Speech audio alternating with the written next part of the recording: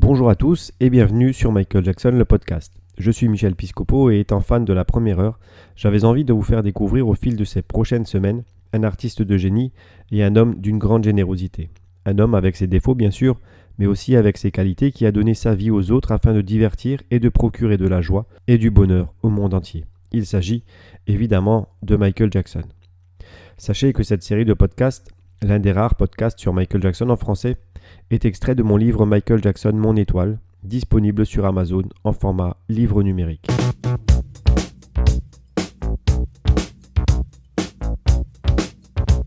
Pour la promotion d'Off the Wall, 5 singles verront le jour jusqu'au début des années 80. Après Don't Stop Till You Get Enough, Rock With You, dont le clip très disco fait apparaître Michael dans un costume pailleté sur fond de laser et de fumée blanche. Le troisième single est le titre Off the Wall, et le quatrième est la ballade She's Out of My Life. Dans le clip de cette dernière chanson, on voit Michael assis sur un tabouret chantant sa chanson tout simplement, mais dans lequel se dégage une émotion incroyable. Le cinquième single sort exclusivement en Angleterre. Il s'agit de Girlfriend. L'accueil de l'album et des singles est vraiment phénoménal, et c'est un succès indiscutable et authentique. Plus personne ne reste indifférent au talent de Michael Jackson et la reconnaissance vient à la fois du public mais aussi des critiques qui encensent l'album. Le 29 août 1979, Michael fête ses 21 ans au Studio 54 de New York. Il est à présent majeur et en tant que tel, il prend deux grandes décisions. Celle d'engager un avocat et celle de ne plus renouveler le contrat de son père, son manager. Cette dernière résolution est vécue assez mal par Joseph Jackson mais également par Michael lui-même. Mais c'est le prix à payer pour être totalement indépendant. Son nouvel avocat, du nom de John Branca, est un jeune homme d'une trentaine d'années qui a déjà une certaine expérience dans le show business et la première chose qu'il fait pour Michael est de renégocier son contrat auprès de CBS. Michael veut un contrat en tant que chanteur autonome et ne veut plus être associé à ses frères. De plus, John Branca réussit à obtenir pour son nouveau patron des taux de royalties jamais atteints par un artiste à cette époque. Non seulement Michael peut quitter ses frangins quand il le souhaite, mais il touche 37% du prix de chaque album vendu. John Branca fait des miracles. Il est si performant que même les frères Jackson veulent qu'il travaille pour eux. Mais Michael interdit à Branca de représenter une autre personne de sa famille.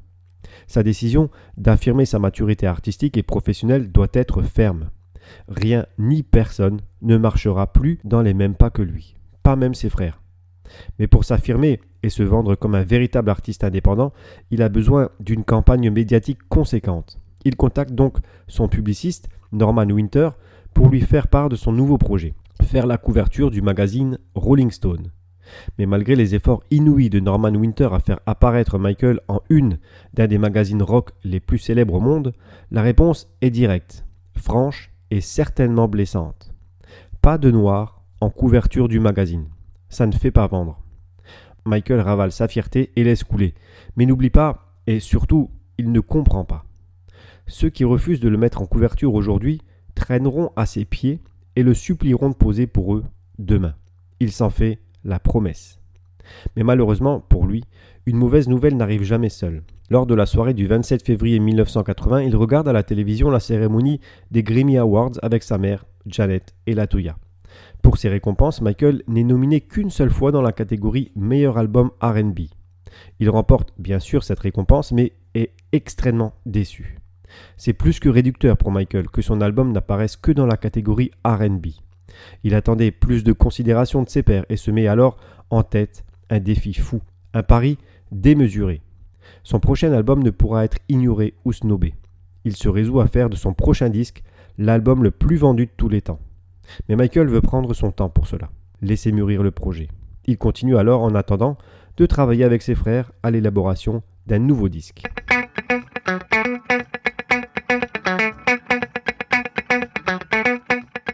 Même si les Jackson obtiennent le 3 septembre 1980 leur étoile sur le Walk of Fame d'Hollywood Boulevard, Michael s'isole de plus en plus. À cette époque, il s'entoure également de femmes mûres telles que Jane Fonda, sa grande amie Diana Ross ou encore Elizabeth Taylor.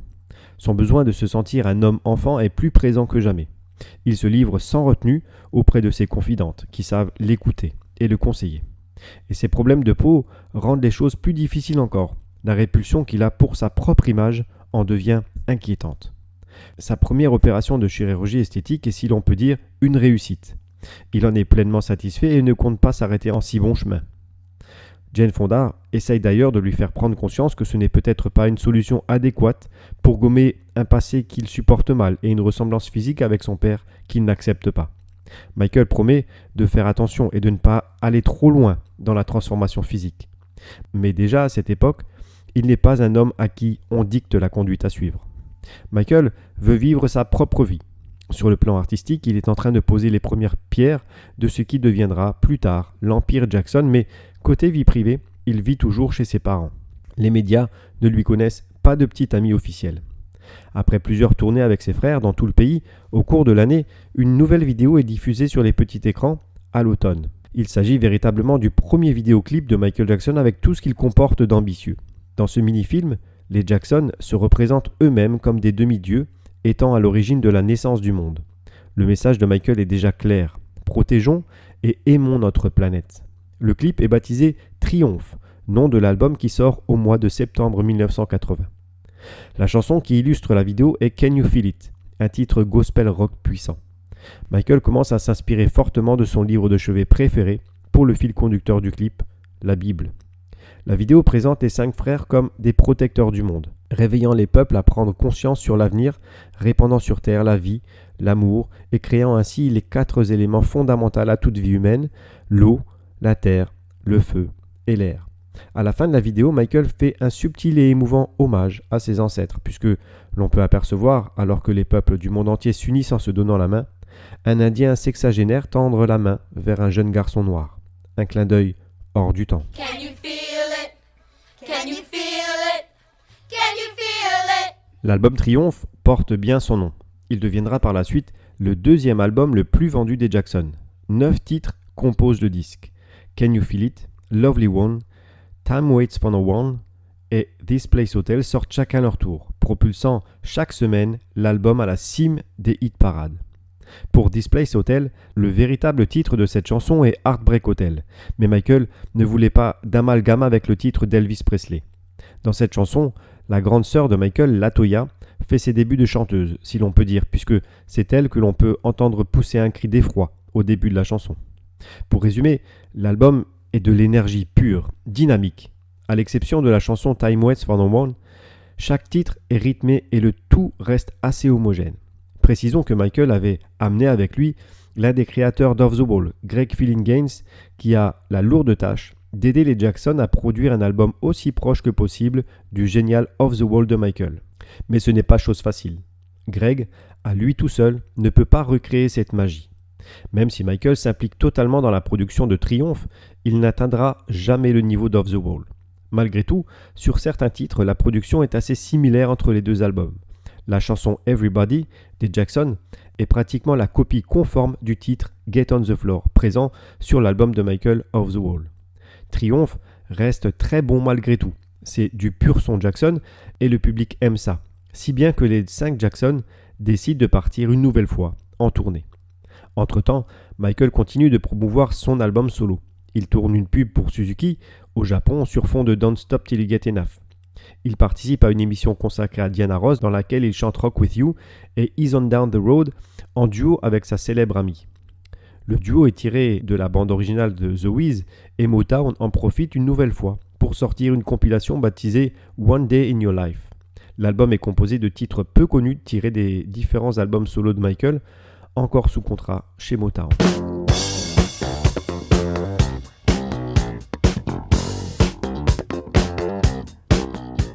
La tournée nommée Triumph Tour débute le 9 juillet 1981 à Memphis, dans le Tennessee. La série de concerts prend une tournure inédite pour les fans qui viennent voir le spectacle. Non seulement ils peuvent admirer les Jacksons chantant leur plus grand succès, mais en prime, ils ont le privilège de voir et écouter les nouveaux morceaux de Michael tirés de son album Off the Wall. Le public se régale d'un show réglé à la pirouette près et Michael est grandiose. Il a pris une dimension supplémentaire et on ne voit que lui. Ses frères sont relayés au rang de choristes sur ses propres chansons. Michael se donne à fond, si bien qu'au milieu de l'été, il est emmené d'urgence à l'hôpital car il souffre de déshydratation et d'épuisement. Les routes des tournées se suivent et se ressemblent. De plus, Michael se sent très à l'étroit au milieu de ses frères. Il a besoin d'espace car il voit les choses en grand, en très grand. Les concerts donné pendant le Triumph Tour, donne lieu à un album baptisé simplement Live.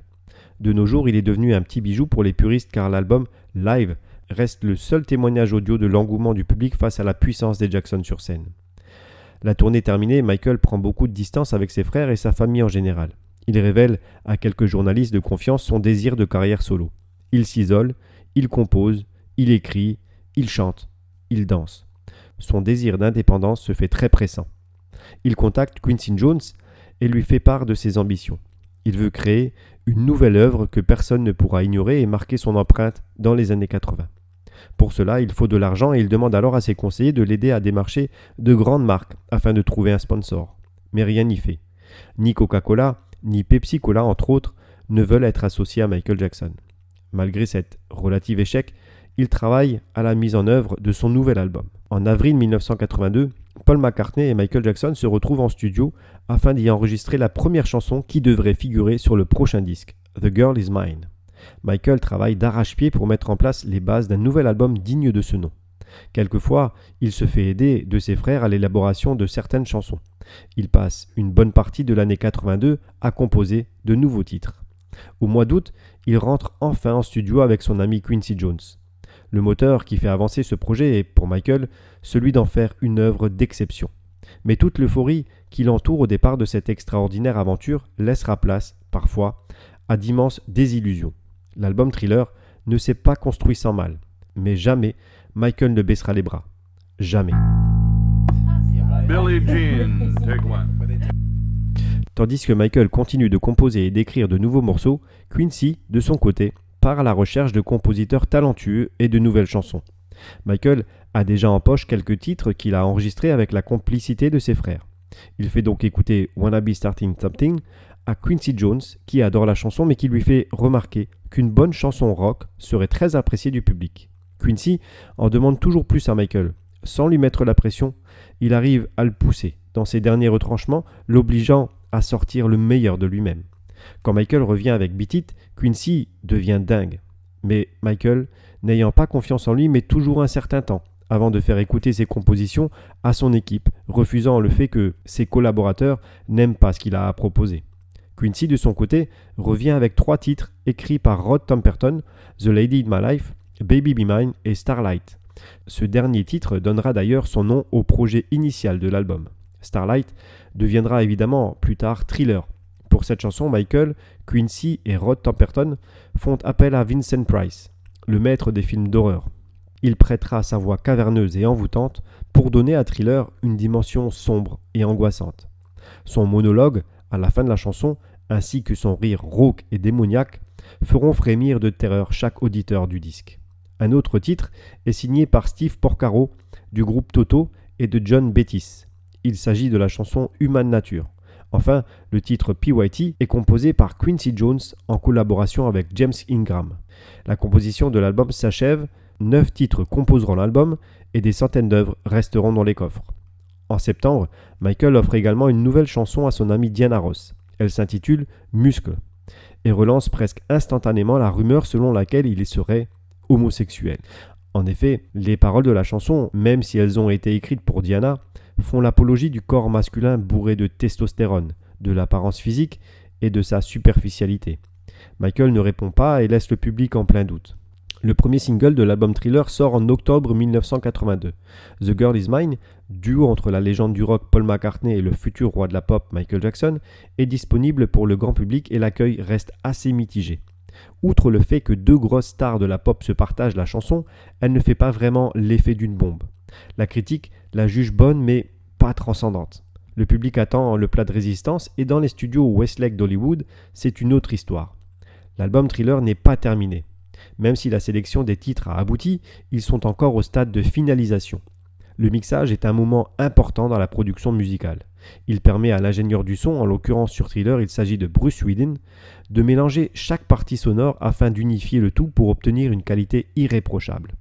Mais la maison de disques met la pression. Les dirigeants de CBS veulent que l'album sorte en novembre, coûte que coûte. Et toute l'équipe concernée par le projet Thriller, sous l'impulsion de leur patron, veut finir dans les temps. Mais cette précipitation manque de faire sombrer l'album. Michael, de son côté, accepte un nouveau projet, celui du réalisateur Steven Spielberg. Ce dernier veut que Michael pose sa voix sur un disque qui raconte l'histoire du film E.T. Michael, touché par l'histoire, accepte et ainsi, en parallèle de son album Thriller, travaille jour et nuit à l'enregistrement de ce projet qui lui tient tant à cœur. Il interprète également une nouvelle chanson spécialement écrite pour l'album intitulée Someone in the Dark, et 2 versions différentes sont incluses au disque. L'album s'appelle E.T. The Extraterrestrial Storybook. Un vrai marathon commence alors et CBS ne manque pas de rappeler à Michael ses obligations contractuelles. Mais ce dernier veut mener à bien le projet de son ami Steven Spielberg et CBS l'autorise même à poser sa voix sur l'album d'E.T. Storybook. En effet, E.T. Storybook ne sortira pas chez CBS mais chez MCA Records, un concurrent, et certaines conditions doivent être remplies afin de laisser MCA Records sortir le disque. Tout d'abord, MCA s'engage à ne pas sortir E.T. Storybook avant Thriller et aucun single ne devra être extrait du disque. Un contrat est signé entre les deux parties.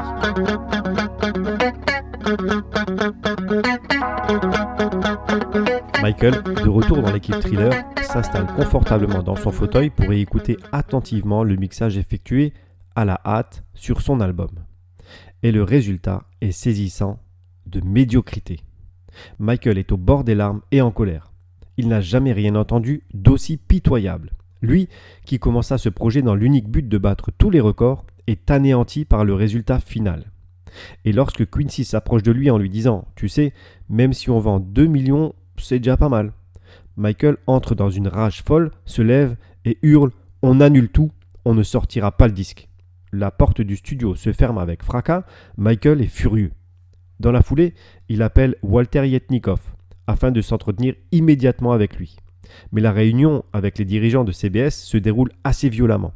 Michael leur explique que personne dans son équipe ne croit à ce projet et que ce n'est pas en le mettant constamment sous pression qu'il réussira à trouver une issue favorable à chaque partie.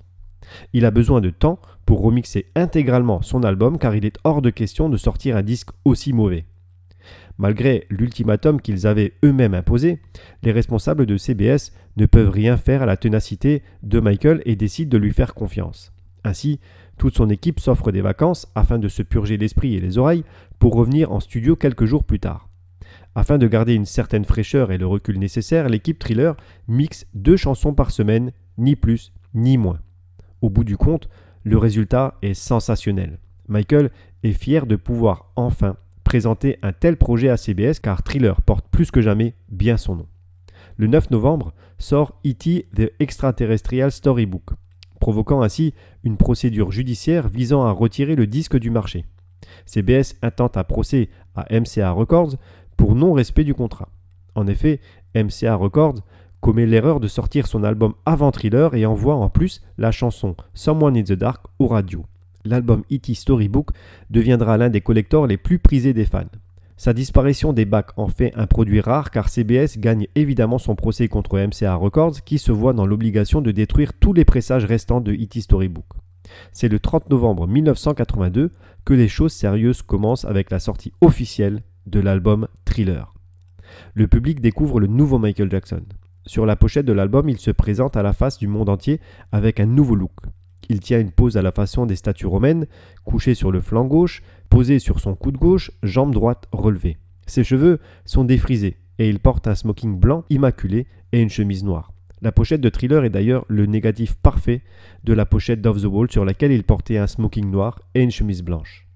En dépliant la pochette de l'album Thriller, le public peut voir l'intégralité de la photo et ainsi découvrir qu'un petit bébé tigre pose avec le jeune chanteur.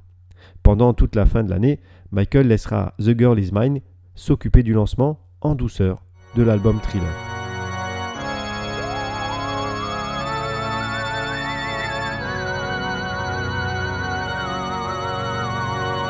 Voilà, c'est la fin de cet épisode de Michael Jackson, le podcast. Je vous donne rendez-vous la semaine prochaine pour la suite de l'histoire de Michael Jackson et revenir sur la légende. À bientôt.